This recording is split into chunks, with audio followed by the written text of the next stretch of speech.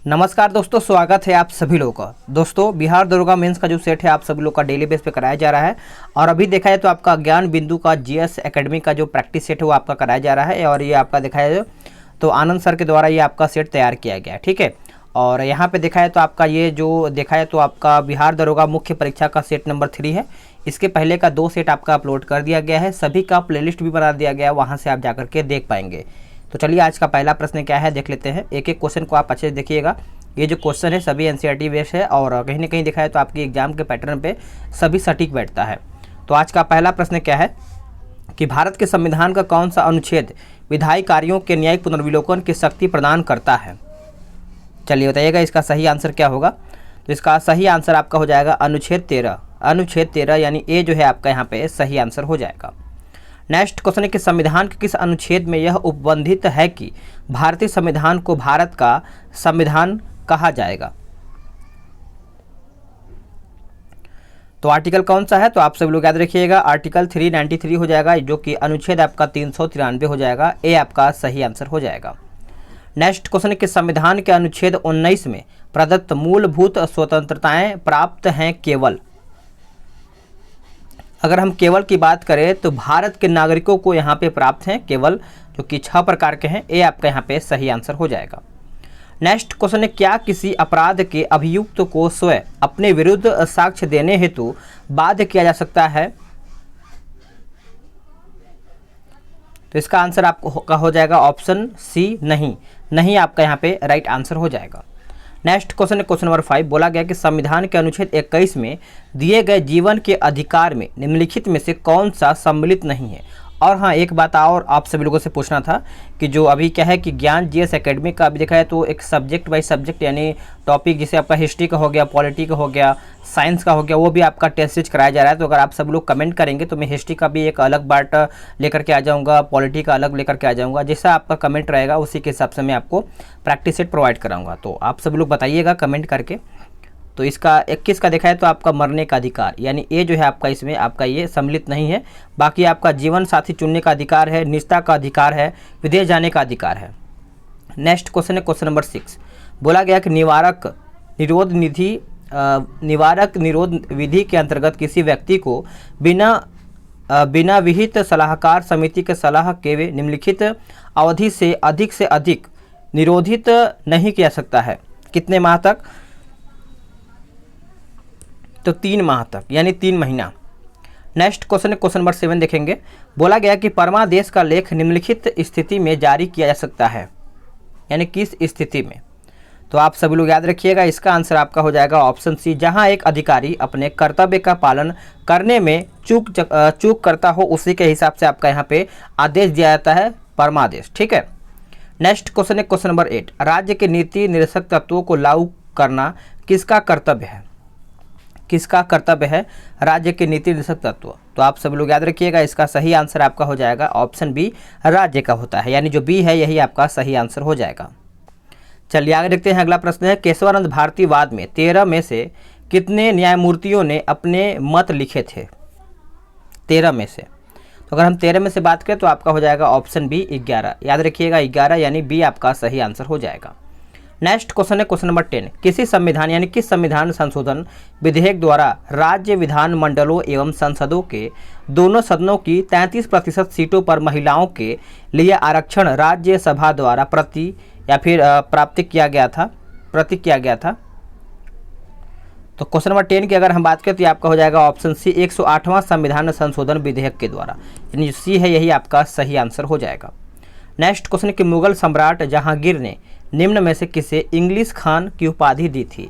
English Khan की उपाधि दिया था कौन? तो जहांगीर ने। तो आप सभी लोग याद रखिएगा, इसका आंसर आपका हो जाएगा option c, William Hawkins. Next question है कि निम्नलिखित में से कौन सी घटना सबसे पहले हुआ है? निम्नलिखित में से कौन सी घटना है जो कि आपका सबसे पहले हुआ है? तो आप सभी लोग याद रखिएगा, आपका उत्तर हो जाएगा ऑप्शन सी, प्रथम एंग्लो सिख युद्ध। नेक्स्ट क्वेश्चन है कि सिंध और ब्रिटिश ने कब्जा किया कहाँ में, मतलब कब किया था?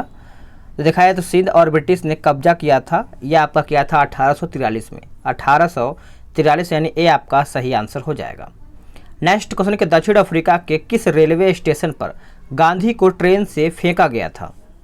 गांधी जी को, तो आप सब लोग याद रखिएगा, इसका उत्तर आपका हो जाएगा ऑप्शन बी, पीटर मार्टिसबर्ग हो जाएगा। पीटर मार्टिसबर्ग हो जाएगा, यानी बी जो है आपका सही आंसर हो जाएगा। अगला है क्योटो प्रोटोकॉल संबंधित है किससे? क्योटो प्रोटोकॉल जो है ये आपका किससे संबंधित है? तो आप सब लोग याद रखिएगा, जलवायु परिवर्तन से। जलवायु परिवर्तन यानी ऑप्शन बी। नेक्स्ट क्वेश्चन है कि राजा जनता के लिए बने हैं, जनता राजा के लिए नहीं बनी है। राष्ट्रीय आंदोलन के दौरान निम्नलिखित में से किसने यह वक्तव्य जो है दिया था, या फिर ये किसके द्वारा कहा गया था? तो आप सब लोग याद रखिएगा, दादा भाई नौरोजी के द्वारा ये कहा गया था कि जनता, यानी जो राजा है जनता के लिए बने हैं, जनता राजा के लिए नहीं बना है। ठीक है, चलिए आगे देखते हैं। अगला है कि शारदा मणि कौन थी? शारदा मणि जो है ये कौन थी बताइएगा। तो शारदा मणि आप सभी को पता ही होगा, रामकृष्ण परमहंस की पत्नी थी, जो बी है यही आपका सही आंसर हो जाएगा। नेक्स्ट क्वेश्चन, किसी समय महात्मा गांधी के सहयोगी रह चुके पर उनसे अलग होकर एक आमूल परिवर्तनशील आंदोलन जिसका नाम था आत्मसम्मान आंदोलन था, चलाने वाला कौन थे? तो ऑप्शन हम देख लेते हैं। इसका ऑप्शन आपका कुछ इस प्रकार से दिया गया है, तो चलिए बताइएगा। इसका ऑप्शन आपका हो जाएगा ऑप्शन सी, ई.वी. रामास्वामी नायर, यानी जो आपका नायकर हो जाएगा, आपका सी जो है यही आपका सही आंसर हो जाएगा। नेक्स्ट क्वेश्चन है कि इनमें से किसने अप्रैल 1930 में नमक कानून तोड़ने के लिए तंजौर तट पर एक अभियान संगठित किया था? तंजौर तट पर एक अभियान जो है आपका यहाँ पे संगठित किया गया था, तो इसका उत्तर आपका हो जाएगा ऑप्शन बी, सी राजगोपालाचारी। सी राजगोपालाचारी यानी ऑप्शन बी आपका सही आंसर हो जाएगा। नेक्स्ट क्वेश्चन कि इस मिसाल में हम मुसलमानों को हिंदुओं से भिड़ा नहीं पाए, निम्नलिखित में से कौन सी एक घटना से एचिसन यानी एचिसन के इस कथन का संबंध है? एचिसन, तो इसका सही आंसर आपका हो जाएगा 1857 का विप्लव, यानी ए जो है आपका सही आंसर हो जाएगा। नेक्स्ट क्वेश्चन है क्वेश्चन नंबर 21, बोला गया कि लिच्छवी दौहित किसे कहते थे? लिच्छवी दौहित किसे कहते थे? तो इसका आंसर आप सभी लोग याद रखिएगा, 21 का आपका हो जाएगा ऑप्शन डी, समुद्रगुप्त को। समुद्रगुप्त यानी जो डी है यही आपका सही आंसर हो जाएगा। भारतीय रंगमंच में यवनिका, भारतीय रंगमंच में यवनिका यानी पर्दा की जो आपका शुभारंभ किसने किया था? तो ये आपका किया गया था, यूनानियों ने किया था, यानी सी आपका सही आंसर हो जाएगा। अगला है गंगा को उत्तर से दक्षिण ले जाने वाला चोल राजा कौन था? गंगा को उत्तर से दक्षिण ले जाने वाला चोल राजा कौन सा था? तो आप सब लोग याद रखिएगा, इसका आंसर आपका हो जाएगा राजेंद्र चोल। राजेंद्र चोल यानी ऑप्शन सी। नेक्स्ट क्वेश्चन है कि निम्नलिखित में से कौन सी पुस्तक राष्ट्रकूट के राजा अमोघ वर्ष ने लिखी थी?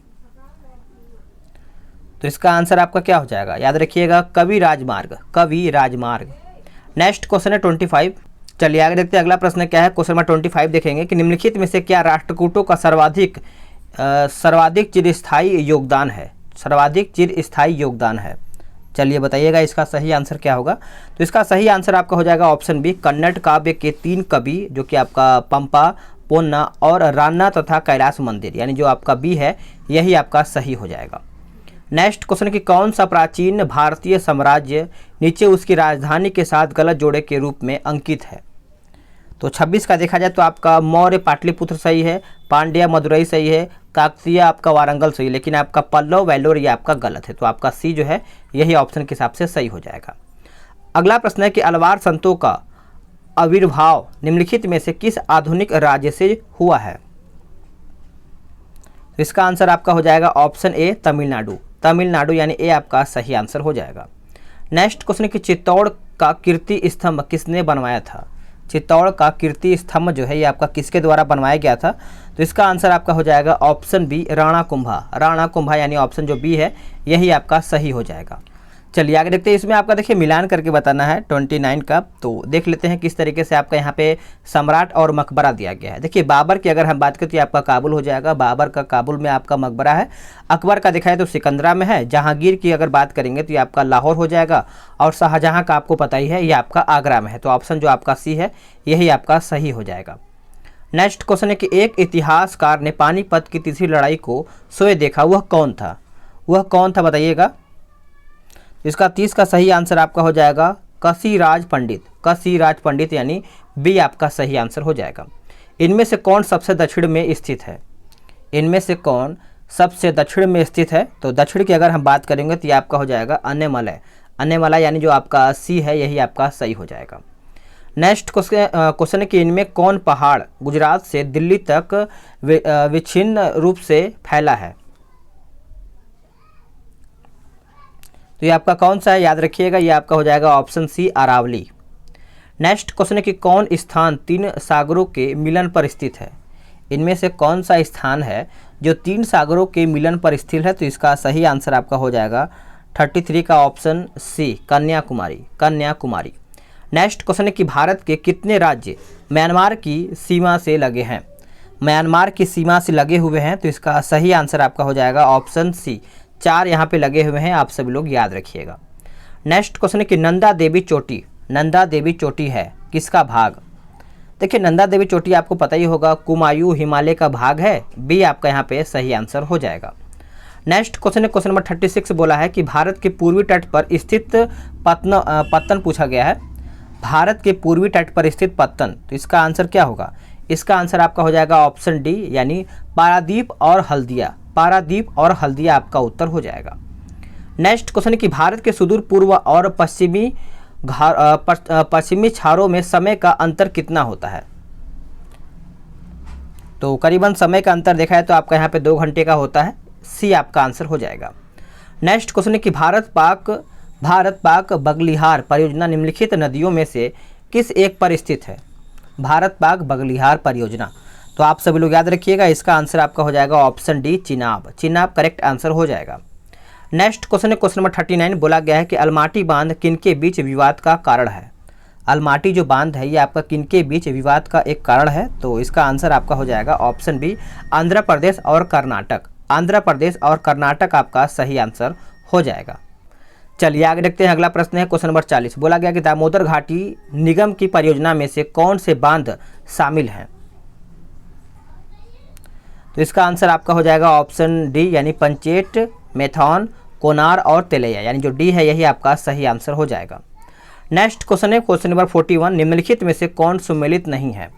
निम्नलिखित में से कौन आपका इसमें जो है सुमेलित नहीं है? तो आप सभी लोग याद रखिएगा इसका हो जाएगा आपका ऑप्शन सी आपका गलत है, बाकी जो सही है उसको हम देख लेते हैं। आपका टीटीकाका जो झील है ये आपका बोलिविया पेरू सही है, उर्मिया झील आपका ईरान सही है, आपका जो आपका अथाबास्का झील जो है ये आपका कनाडा सही है। तो आपका ए बी डी और सही है, ठीक है। नेक्स्ट क्वेश्चन है कि निम्नलिखित में से पूर्वी द्वीप समूह का कौन सा द्वीप 3 देशों में विभाजित है? तो ये कौन सा इसका आंसर होगा? तो ये आपका हो जाएगा ऑप्शन ए बोर्नियो। बोर्नियो यानी ए आपका राइट आंसर हो जाएगा। नेक्स्ट क्वेश्चन है कि हिंद महासागर और लाल सागर को कौन सी जल संधि जोड़ती है?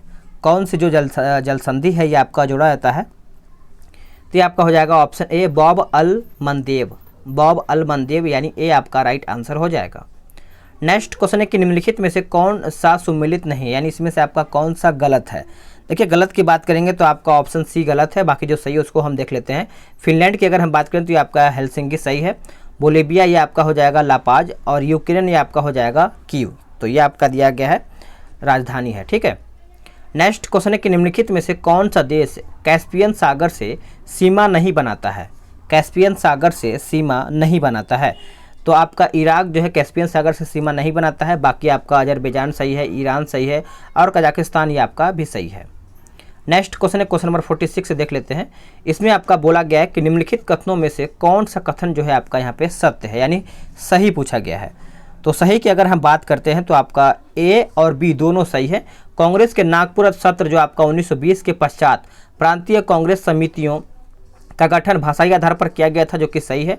1948 में कांग्रेस ने भाषाई आधार पर प्रांतों के गठन की मांग को अस्वीकार कर दिया था। तो आपका जो डी ऑप्शन है ए और बी दोनों सही है। चलिए आगे देखते हैं अगला प्रश्न क्या है। अगला प्रश्न है 47 कि लोकसभा अध्यक्ष के पद के विषय में निम्नलिखित कथनों पर विचार कीजिए, और इसमें आपका कौन सा सही है आपका बताना है। तो 47 का देखा जाए तो केवल 3 ही आपका सही है। यदि वह त्यागपत्र देना चाहे तो उसे अपना त्यागपत्र उपाध्यक्ष को संबोधित करना होगा। तो यही आपका ऑप्शन जो है केवल बी ही आपका सही हो जाता है। चलिए आगे देखते हैं। नेक्स्ट क्वेश्चन है क्वेश्चन नंबर 48। भारत में सुधारात्मक याचिका उच्चतम न्यायालय में निम्न अनुच्छेद के अंतर्गत दाखिल किया जा सकता है। यानी कौन से अनुच्छेद के तहत जो है आपका यहाँ पे दाखिल किया जा सकता है। तो ये आपका उत्तर क्या हो जाएगा बताइएगा। चलिए बताइएगा 48 का सही आंसर क्या होगा। देखिए आपका आर्टिकल की अगर हम बात करें यानी अनुच्छेद की, तो ये आपका 142 हो जाएगा। सी आपका यहाँ पे सही आंसर हो जाएगा। नेक्स्ट क्वेश्चन कि बिना विधानसभा का सदस्य निर्वाचित हुए कोई मंत्री किस समय तक अपने पद पर बना रह सकता है, कितने माह तक या फिर कितने वर्ष तक। तो आप सभी लोग याद रखिएगा, इसका आंसर आपका हो जाएगा ऑप्शन बी 6 महीना तक, यानी 6 माह हो जाएगा। बी आपका सही आंसर हो जाएगा। चलिए आगे देखते हैं अगला प्रश्न क्या है। अगला प्रश्न है कि निम्नलिखित संविधान संशोधन अधिनियमों में से यानी अधिनियमों में से किस एक के अंतर्गत भारत के संविधान की 8वीं अनुसूची में 4 भाषाएं जोड़ी गई, जिससे उनकी संख्या बढ़ करके 22 हो गई हैं। चलिए बताइएगा कौन सा संविधान संशोधन था। तो ये आपका था संविधान संशोधन जो आपका 92वां संशोधन अधिनियम था। सी आपका सही आंसर हो जाएगा। नेक्स्ट क्वेश्चन, किसी वस्तु पर आरोपित बल और बल के कार्य करने के समय गुणनफल को उस बल का आवेग कहा जाता है जो वस्तु के डैश परिवर्तन के बराबर होता है। तो इसका आंसर आपका हो जाएगा ऑप्शन सी संवेग। संवेग यानी सी आपका सही आंसर हो जाएगा। नेक्स्ट क्वेश्चन, गतिज ऊर्जा और स्थितिज ऊर्जा को सम्मिलित रूप से कहा जाता है। सम्मिलित रूप से कहा जाता है, तो आप सब लोग याद रखिएगा, इसका आंसर आपका हो जाएगा यांत्रिक ऊर्जा। यांत्रिक ऊर्जा यानी ऑप्शन सी। एक सिक्का एवं एक पंख को निर्यात यानी निर्वात में गिराया जाता है, तो पहले क्या होगा। तो देखा है तो 53 की अगर हम बात करें तो आपका सिक्का एवं पंखा दोनों पृथ्वी पर साथ साथ पहुंचेगा। तो आपका जो सी है यही आपका सही आंसर हो जाएगा। नेक्स्ट क्वेश्चन कि केस नली में पारे का मेनिस्कम होता है। केस नली में पारे का मेनिस्कस होता है, माफ़ कीजिएगा, मेनिस्कस होता है, ये आपका लिखा गया है।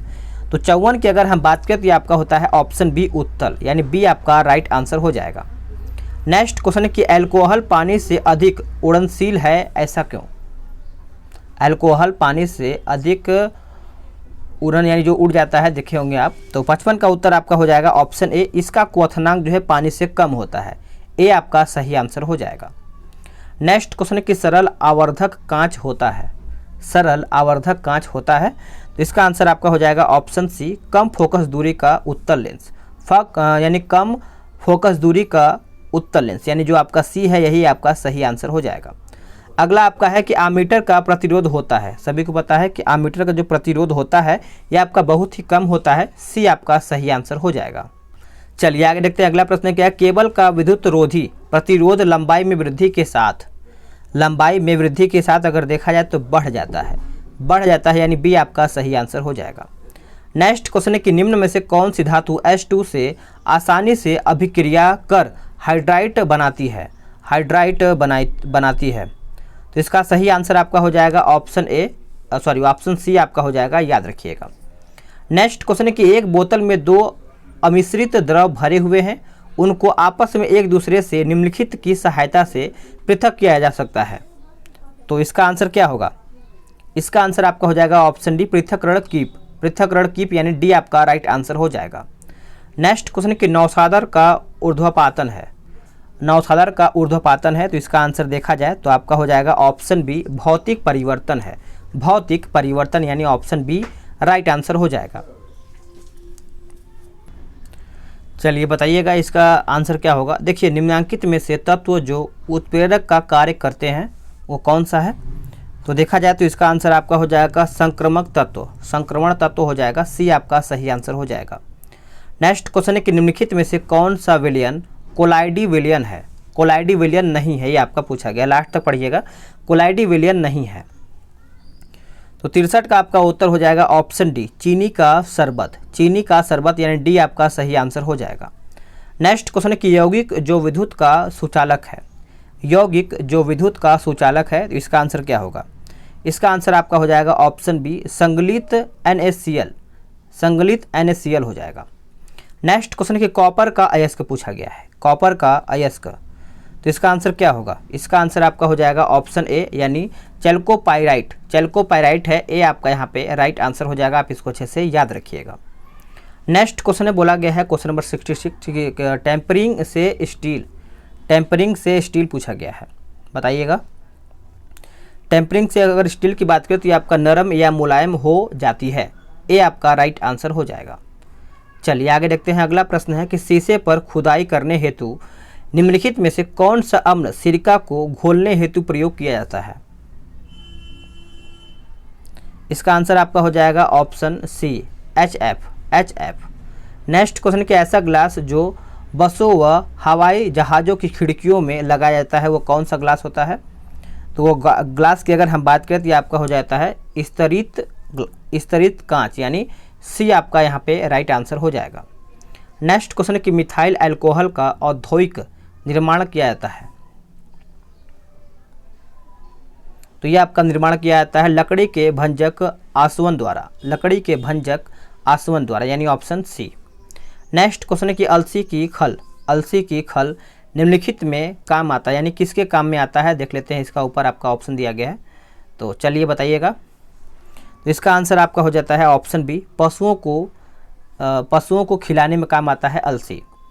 नेक्स्ट क्वेश्चन है कि मानव शरीर के किस अंग में लसिका कोशिकाएं बनती है? मानव शरीर के किस अंग में लसिका कोशिकाएं बनती है? तो ये आपका हो जाएगा दीर्घ अस्थि, यानी ऑप्शन बी। नेक्स्ट क्वेश्चन है कि राष्ट्रीय पर्यावरणीय इंजीनियरिंग अनुसंधान संस्थान कहाँ पर स्थित है? तो ये आपका कहाँ पर स्थित है? ये आपका नागपुर में स्थित है, ऑप्शन आपका सी हो जाएगा। नेक्स्ट क्वेश्चन है कि मादा जनन पथ में पहुंचने के पश्चात मानव शुक्राणु अपनी निषेचन क्षमता सुरक्षित रखते हैं,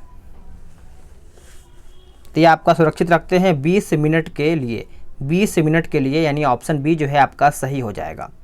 नेक्स्ट क्वेश्चन है कि निम्नलिखित श्वान उपजातियों में कौन भौंकने में असमर्थ है?